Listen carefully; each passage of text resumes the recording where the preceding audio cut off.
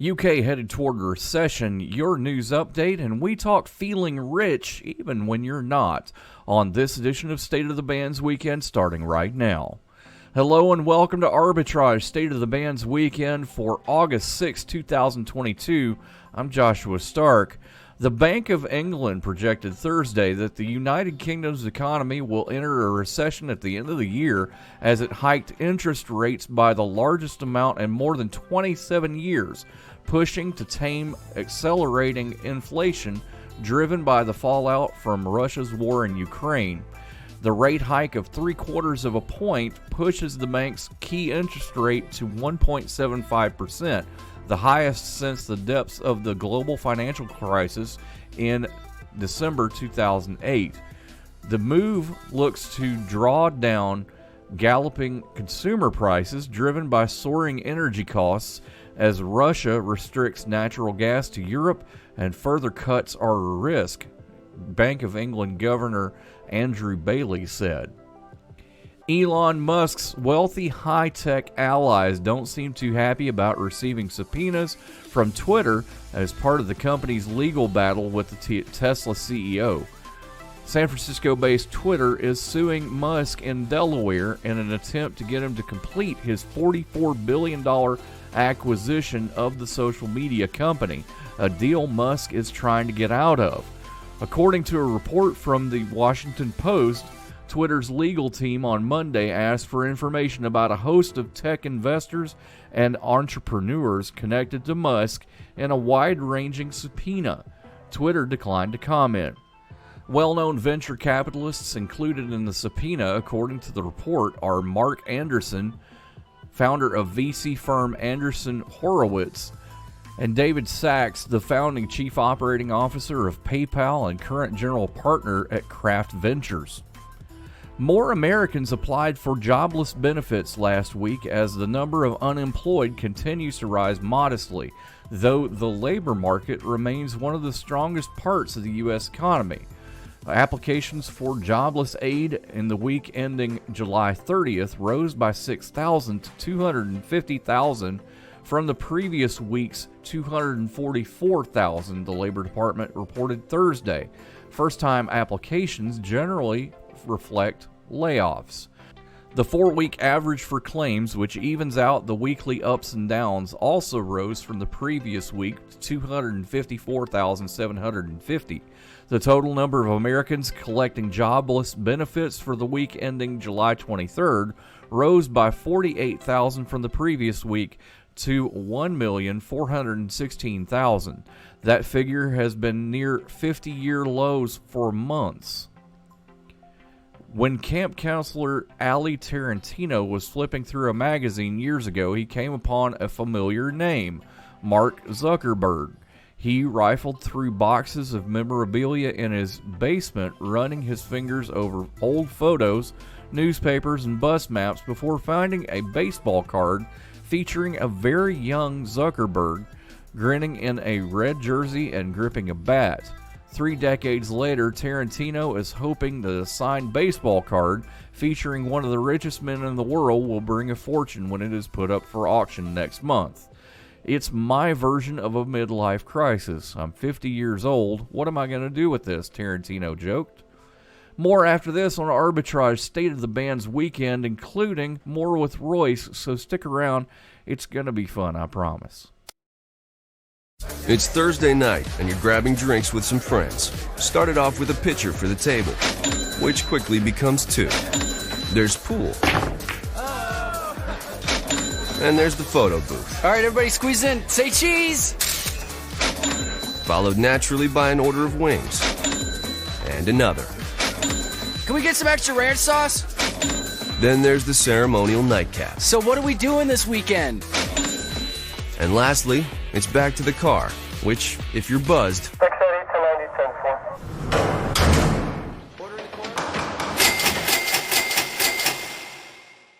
could be the most expensive night of your life. Getting pulled over for buzz driving could cost you around $10,000 in fines, legal fees, and increased insurance rates. Nothing kills a buzz like getting pulled over for buzz driving, because buzz driving is drunk driving. Brought to you by the National Highway Traffic Safety Administration and the Ad Council. This week's State of the Bands blog includes You Wouldn't Download a Plant, or would you? Apple thrives, and Royce and I talk about feeling rich. All this and more in this week's State of the Bands blog, available now at arbitragetrade.com. Now let's go to the president and CEO of Arbitrage, Mr. Royce Wells, for more. Royce, going to the grocery store a lot anyway, because you have kids. Yes. It's beginning to be a little bit more painful, isn't it? Yeah, so that's why I'm going to move out to the country and I'm going to eat a lot of peaches. I know that song. Well, me too, I hope. Presidents of the USA? Yes, that's correct. Hey. That's correct. So we've got a solution for price gouging and inflation and that sort of thing. It's all over. I mean, it's all over. Oh, yeah. There's nothing I can do about your gasoline. There's nothing I can do about clothing or anything like that. But grow your own. What are we talking about? Vegetables. Okay, yes. Let's grow your own vegetables. Doesn't necessarily mean that you have to be a farmer, but have you considered growing bell peppers? I heard they require certain temperatures, and currently those temperatures are definitely not where we are today. That's true. But what about berries and things like that? I mean, no, berries I'm all over. Yeah, we can do that. Yeah, you can save the seeds and the pits of your favorite fruits. Personally, I like peaches and apricots and things like that, mangoes and plums and apples and oranges and my. But the thing is that you can actually plant those things, fresh herbs, for example. What are we talking about again? We're talking about fresh herbs. Oh, okay, fresh herbs. Got it. Yes. Okay. Cilantro and that is rosemary really and man. Now I want spaghetti sauce. Parsley, sage, rosemary, and thyme. Yes. There's. That was horrible. I know. One of our friends has even gone to the extreme. He's got a plot of land and he's growing peppers and he's growing chickens. He's growing chickens. Growing chickens. That has to be really cool because I heard that the price of eggs are going through the roof. Price of eggs are going up. Price chicken is going up. Yes. I saw, where was I? I'm trying to remember where I was. But I literally immediately left. Oh, I remember. I'm not going to name the restaurant, but it was $3.49 per wing. I used to have a favorite place that I got my hot wings. Went there the other day. They wanted $1.65 per wing. Yeah, that's crazy talk. It's crazy talk. $3.49 per wing is a crazy per talk. Wing. I experienced that the other day at a restaurant that I shall not name, but we'll talk about it off air. But if you're in certain jurisdictions, certain city properties, technically speaking, you can raise your own chickens and have eggs. I like this idea. I don't like paying $12 a dozen for eggs. Ouch. That's insane. That's where the farmers are saying it's heading. So just be aware. You might want to grab a chicken. I need an omelet. Or two. Well, let's go get one. I need a cow, too. There we go. But don't have a cow. More after this on Arbitrage State of the Bands Weekend. Stick around. Hi, we're the Goo Goo Dolls. We're fortunate that we can give our daughters everything they need to grow and learn. But not every child can focus on classes and play dates. Nearly 13 million kids in the U.S. face hunger. That's 1 in 6. School lunch might be their only meal each day, and it's heartbreaking to imagine any child going to bed hungry. We're dreaming of a perfect day when kids can smile, play, and just be kids without worrying about where their next meal will come from. Feeding America is working to make that perfect day a reality. Each year, the Feeding America network of food banks rescues billions of pounds of good food that would have gone to waste. That food is given to families and children in need. Being a kid should be about doing things that make an ordinary day extraordinary. Learning to play an instrument, building a sandcastle, hosting tea parties. Hunger should never be an obstacle to growing up. You can help end childhood hunger in your community by visiting feedingamerica.org. Brought to you by Feeding America and the Ad Council. Apple's profits slipped during the past quarter, but the world's largest technology company is holding up better than many of its peers as the economy teeters on the edge of a recession. While grappling with manufacturing headaches and inflation pressures that have vexed a wide range of businesses, Apple saw its profit for the April-June period decline by 10%, while revenue edged up 2%. Both figures were better than analysts projected. The results announced Thursday for Apple's fiscal third quarter wasn't a shock. That's because Apple had already warned that its revenue would be depressed by as much as $8 billion because of supply chain problems that have been compounded by pandemic-related shutdowns in Chinese factories that make iPhones and other Apple products. That scenario played out as expected in Apple's fiscal third quarter. Earnings fell to $19.4 billion or $120 a share, while revenue edged up nearly $63 billion. That positive surprise helped boost Apple's stock price by 3% in extended trading after the numbers came out. The quarter shows that amid all this volatility in tech, Apple remains a fortress, said Edward Jones analyst Logan Perk. As usual, Apple's results were propelled by the iPhone, which posted a 3% gain in sales from the same time last year. Analysts had been bracing investors for a slight decline because of supply chain issues and the upcoming release of a new model this fall. It marked the 7th consecutive quarter that iPhone sales have increased. The ongoing demand for iPhones underscores the enduring appeal of a device that has helped establish Apple as the world's most powerful tech company during the past 15 years. The device's sales climbed despite inflation hovering at its highest rate in more than 40 years, a development that caused consumers to rein in their spending on a variety of discretionary items such as clothing and other home goods that enjoyed an uptick in demand during the pandemic. The troubles emerging in corporate earnings reports over the past 2 weeks, combined with other sobering data, have heightened worries that the Federal Reserve Bank's inflation-fighting increase in interest rates will shove the economy into a recession. That would weigh on corporate profits and already drooping stock prices. Apple CEO Tim Cook acknowledged that the Cupertino, California company wasn't immune to the current economic turbulence squeezing customer budgets, but maintained a mostly upbeat tone during a Thursday conference call. When you think about the number of challenges in the quarter, we feel really good about the growth we have put up, Cook said.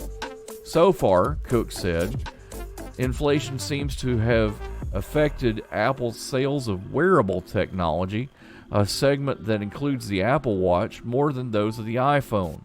In the past quarter, revenue in Apple's wearables division fell 8% to $8.1 billion. On the upside, Apple expects supply chain issues to ease during the current July-September quarter. If history is any guide, the release of its next iPhone model later this year could spur another flurry of upgrades. Apple expects its year-over-year revenue growth in the current quarter to exceed the past quarter's 2% uptick, according to Luca Maestri, Apple's chief financial officer. Okay, so Sarah, I'm dropping you off at Emily's? Yep. And Josh, you're going to? Soccer, Dad. Soccer practice. Right. Oh, by the way, I just wanted to let you know when I pick you both up, I'll be wearing my short shorts. What? No! Yep. And my dorky dad hat, and I'm gonna do my dad dance for all your friends. They'll love it! Seriously? Why? Because I like my short shorts. Of course, I could be talked out of it if you guys would just buckle up your seatbelts without giving me a hard time. It's important to get your kids to buckle up for safety, no matter what it takes. And sometimes, all it takes is your parental powers of persuasion. Okay, we're buckling up. See, all buckled. Good choice. I'll just have to do my dad dance at dinner time. What? No! Do what you have to make sure your kids are wearing their seatbelts, even on short drives. Never give up until they buckle up. A message from the National Highway Traffic Safety Administration and the Ad Council. Visit safercar.gov/kidsbuckleup for more information. Royce, when's the last time you tried to buy something with a semiconductor in it? Do you even know? Unfortunately, yes, I do. Yeah, yeah. And how did that go? I was able to get it. I had to go through Alibaba, but I got it. Yeah, the thing is that we are in the midst of one would argue, a COVID-19 induced semiconductor shortage. Yes. And most of our chips, more than 90% of advanced chips, come from Taiwan. I didn't know they made Doritos. This is what I deal with every day, people. Hey, I'm just saying, those are advanced chips. They're not just potato. letting you know. They're corn. Well, call them Cool Ranch Doritos if you want to call them advanced. I mean, hey, nacho cheese, spicy Taco nacho. Doritos. Have you seen a Taki? Yes, I have, actually. Okay, well, there you go. That's basically a rolled up chip. Exactly. But we're talking about computer chips here. Oh, okay. Because our economy has seen some, we'll call them challenges, getting things made. For example, cars, computers, small electronics, personal electronics, graphics cards. To mine cryptocurrency. Yep. Graphics cards. And President Biden has put together a special team to explore options, trying to get chip production to the United States, basically. I still wonder why, and this is just a me wondering why moment. Typically, the conditions that they need to make semiconductors and make that work, they need sub-zero temperatures. We have an entire space station out there. Why aren't we making the chips up there and then basically dropping them down here? Think about shipping costs when it comes to that. Just drop it. Just drop it. Space elevator. Right? It's like, okay, parachute, and we're done. Good, and we're down. I'm like, you don't have to bring it down to sub-zero because space is already sitting at sub-zero. I used to want to be an astronaut, and now I've got to comment on this. Okay. Okay, so the space station, currently one of the most out there objects that we have, manned currently by, I think it's Russian and U.S. astronauts. Correct. Is in a low Earth orbit. Yes. Okay. You toss something out the window there, it's just going to keep going out into space, right? No, it should stay with you, actually. But when you toss something to Earth, you have this nifty thing, where you have to get through the atmosphere. Yeah. And that's friction, and friction means heat, and heat means bad. Okay, we got up there. We had to get through it. To get back down, you got to get through it. Okay, put it in a craft that can go up and down. Doesn't sound like hard math to me. Space elevator. Pretty much. Let's do it. Speaking of, did you know that Lego released the classic spaceship this week? I did not hear about Spaceship is back, baby, and I'm gonna get me one. All right, count me in. Yeah. To learn more about the Chips and Science Act, go to our blog at arbitragetrade.com, because we sure as heck didn't talk about it this segment. More after this. And a few other chips. More after this. No word in the English language is less convincing than probably. Are you sure we should get matching tattoos on our first date? Sure. We'll probably stay together. Probably? It's been 23 minutes since I ate. I can probably swim. You should wait 30 minutes. Okay, now tell me what to do. Cannonball! Cramp! Oh, I have a cramp. I can probably hit the green from here. Probably. Can I get a mulligan? Ready to go? Hey, are you sure you're okay to drive? Yeah, I'm pretty sober. Yeah, I'm probably okay. Probably okay isn't okay, especially when it comes to drinking and driving. If you're drinking, call a cab, a car, or a friend. Buzzed driving is drunk driving. A message brought to you by NHTSA and the Ad Council. After 13 years, at least 3 crashes, dozens of scams and Ponzi schemes, and hundreds of billions of dollars made and evaporated, cryptocurrencies finally have the full attention of Congress, whose lawmakers and lobbyists have papered Capitol Hill with proposals on how to regulate the industry. The latest bipartisan proposal came Wednesday from a group of senators. It would hand the regulatory authority over Bitcoin and Ether to the Commodities Futures Trading Commission. Stabenow and Bozeman led the Senate Agriculture Committee, which has authority over CTFC. Bills proposed by other members of Congress and consumer advocates have suggested giving the authority to the Securities and Exchange Commission.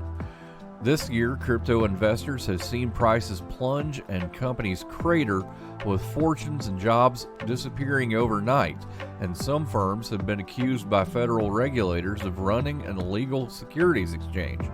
Bitcoin, the largest digital asset, trades at a fraction of its all-time high, down from more than $68,000 in November 2021 to about $23,000 on Wednesday. While cryptocurrencies have had crashes before, most recently in 2018, this crash has been broader and more systemic. A major hedge fund filed for bankruptcy earlier this summer, which has in turn caused other cryptocurrency brokers to collapse as well. Some crypto brokers have falsely claimed that their customers' deposits are backed by deposit insurance, like banks are. Lawmakers who have run out of patience with the cryptocurrency industry's attempts to live out an unregulated bank-free world are now desperate to implement stringent oversight. The industry spent $9 million in 2021 on lobbying fees, according to a report by Public Citizen, a figure that is certain to be higher with all the congressional proposals this year.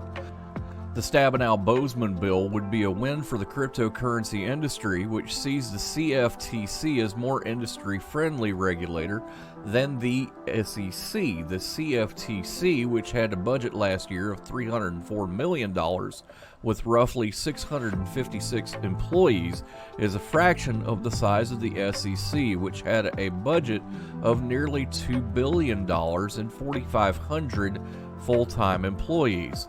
The cryptocurrency industry is trying to get anyone other than the SEC to regulate them, said Corey Clipson, CEO of Swan Bitcoin. While an advocate for Bitcoin, Clipson is deeply skeptical of much of broader crypto industry, which has produced a myriad of tokens and other coins that he considers to be nothing more than scams. Cryptocurrency billionaire Sam Bankman-Fried, who has donated millions of dollars to mostly Democratic-leaning candidates and super PACs, tweeted his support for the Stabenow-Bozeman bill. Bozeman, in a call with reporters, said the industry's preferred choice to regulate crypto is the CFTC. They are fairly united on this, he said. In a press conference, Stabenow and Bozeman both acknowledged that while they have faith that the CFTC is up to the task of regulating cryptocurrencies, the agency would need support. The CFTC already oversees futures contracts for Bitcoin and Ethereum, and the bill attempts to alleviate issues about staffing by imposing user fees on the crypto industry. More after this. Why was the basketball court all wet? Because the players kept dribbling on it. The dad joke. Corny, groan-worthy, but also one of the simplest ways to share a moment with your kids. What did the buffalo say when he dropped his son off for school? Bye, son. So take a moment to make your kid laugh, because dad jokes rule. Make your kid laugh today. Go to fatherhood.gov. Brought to you by the U.S. Department of Health and Human Services and the Ad Council. Adopt US Kids presents What to Expect When You're Expecting a Teenager. Learning the lingo. Jelly. Jelly adjective. Jelly is a shorter, better way to say jealous, as in Chloe, I am like so jelly of your unicorn phone case. You don't have to speak teen to be a perfect parent. Thousands of teens in foster care will love you just the same. Visit adoptuskids.org, brought to you by the U.S. Department of Health and Human Services, Adopt U.S. Kids, and the Ad Council. Royce, are you rich? Sir. I would consider myself to be rich, yes. Do you feel rich? Because I'm a minimalist and I want very few things in life, I think so. I think I basically have had more than my fair share of a whole lot of things. And just being happy with the few things that I have, I feel like I have everything I need. I have my family, I have my health, I have everything I need. Which is the first point. Reflect on what you value.